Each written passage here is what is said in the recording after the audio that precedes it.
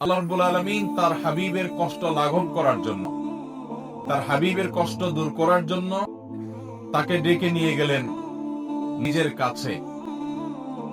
ঐতিহাসিক মেরাজ সংগঠিত হলো, ইসরা সংগঠিত হলো।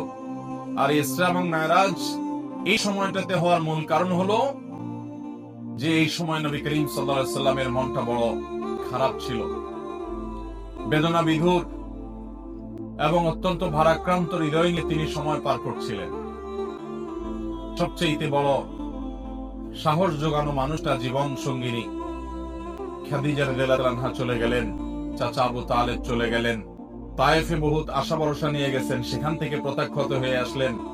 মক্কা এখন আর তার আগের মতো তেমন কেউ আশ্রয়দাতা থাকলো না। এরকম কঠিন সময় যখন তার মন অনেক বেশি খারাপ ছিল, আল্লাহ রাব্বুল আলামিন তাকে তার নিজের কাছে ডেকে নিয়ে গেলেন এবং ডেকে নিয়ে তাকে এমন সারপ্রাইজ দিলেন, তাকে আল্লাহ রাব্বুল আলামিনের সান্নিধ্যের সৌরভ তিনি দান করলেন।